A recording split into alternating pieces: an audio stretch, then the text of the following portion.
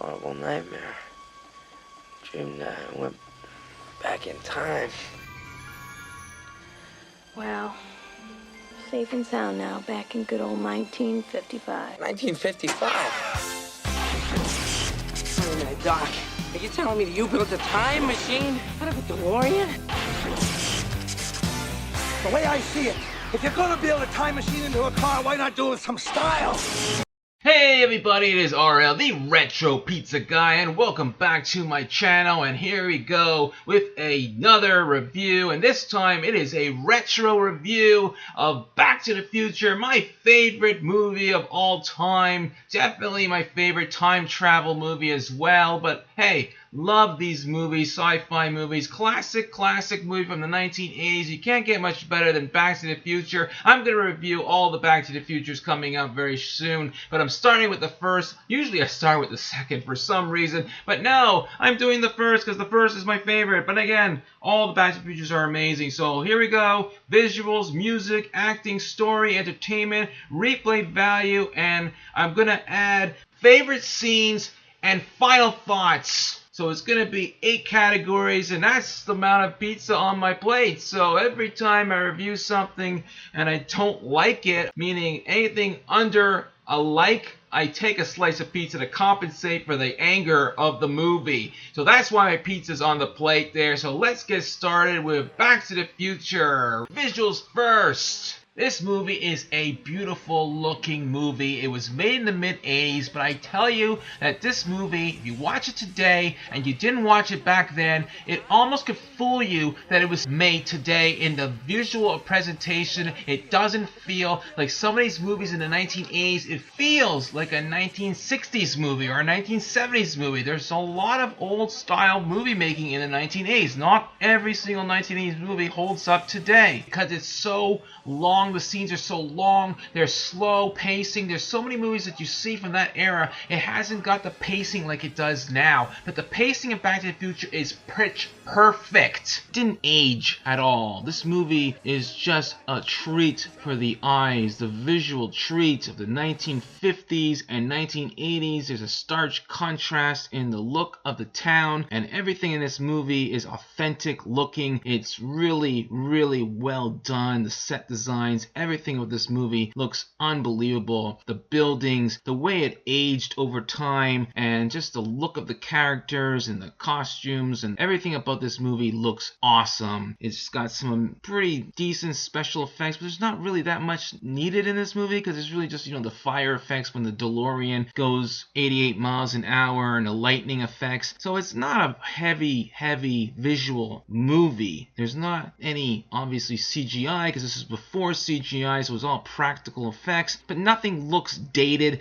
There's nothing about this movie that you look at and you say this is a movie from the 80s in style and presentation, but of course it's a 1980s time capsule of a movie, but visually it's beautiful to look at, and I'm going to give the visuals a retro love for visuals. So let's move on to music. What can I say about the music? It's just going to be a love fest, I guess. Music is amazing. Huey Lewis and the News, the classic theme of Back to the Future. I could listen to that on my iPod or iPhone or whatever I listen to music. I love that song, Huey Lewis, The Power of Love. There's so many other tracks I forget the names of, but there's just a beautiful amount of music. It's iconic. You listen to it, you think Back to the Future. I can't imagine Back to the Future without Huey Lewis and the News. They just go hand in hand. It's a classic soundtrack, unbelievable, and it gets you motivated to watch, and you just want to watch this movie just for the music alone. Awesome music, awesome. There's not much more I can say because it's awesome. I'm going to give the music for Back to the Future a retro double love. It's just so good. I just can't say I love. I think the music is just as good or better than the visuals, and the visuals are awesome. So moving on to the acting, really solid. You believe all the characters from Biff, Marty, the mother. I love how they incorporate the acting many of these characters from the different eras and how the mom and Lorraine and the father McFly, the older McFly, he's such a dork. The actors did an amazing job, and you really believe that they're older versions of themselves. They're not just some actor playing the character through that time periods the same as they were when they were in their 20s, as they were in their 50s or 40s or whatever age they were, and the older, this is what, 30 years, so obviously they were 30 years different. So you really believe these characters, and they sold the aging process of the way they acted, and it's just so brilliant. And obviously the visuals help, makeup and all that, to make them look older, but they still had to embody those characters and change them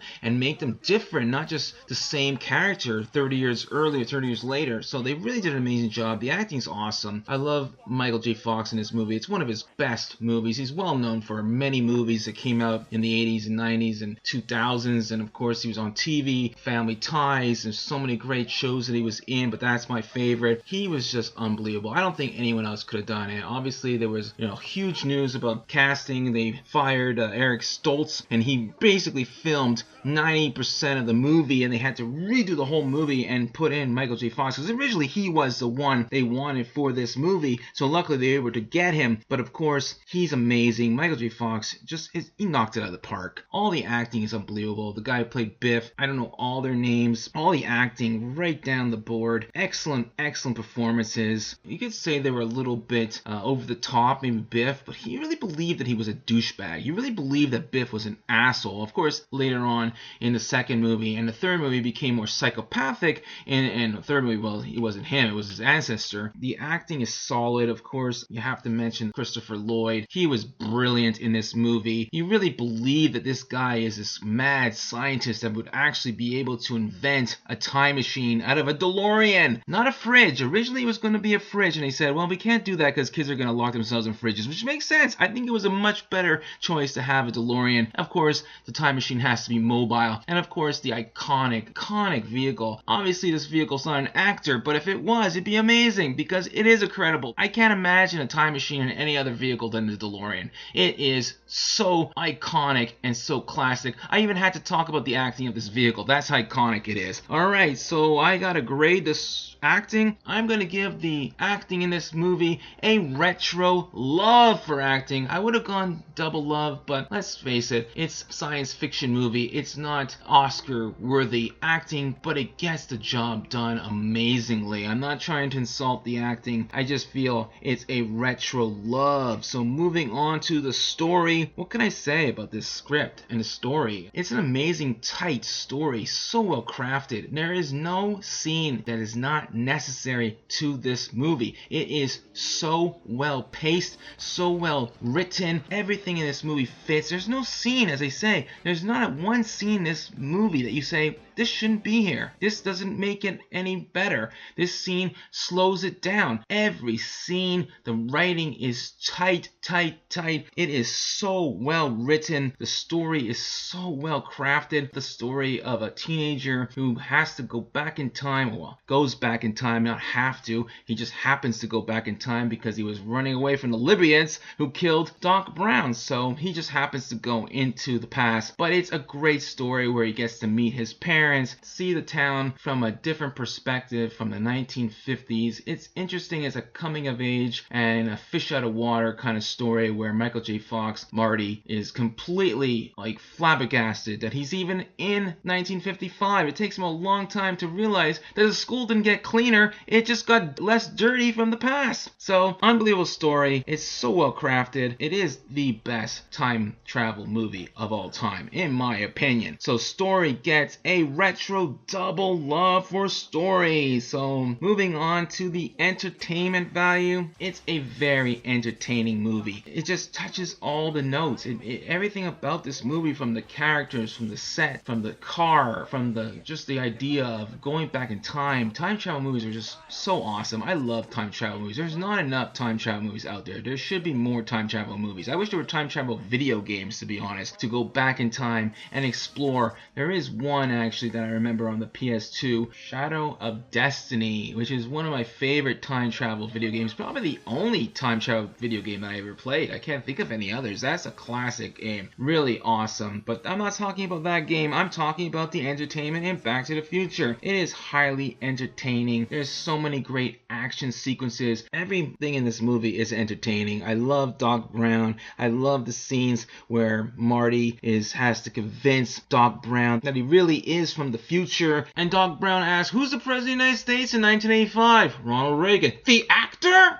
That's hilarious. Oh my goodness, that was so funny. The movie doesn't drag. The movie doesn't feel dated in any way. I've watched many movies from that era, and there are a lot of movies that from the 80s, pacing felt like it came out of the 70s or the 60s because they had that old style of filmmaking, and this movie kind of felt like a new style of filmmaking. Robert Zemeckis did an amazing job. Steven Spielberg produced it. There's so many great moments in this movie. So entertainment is out of this world. I'm going to give the entertainment a retro double love for entertainment. Alright, so moving on to replay value. Replay value, it is very tons of replay on this movie. When I was a kid, I watched it over and over again. I could literally watch this movie back to back to back. I've seen it maybe 1,000 times. I lost track. It's a movie that I could watch over and over again. It doesn't get boring. And I can't say that from a lot of movies. There are a lot of movies that are entertaining. There are a lot of movies that I love, but I wouldn't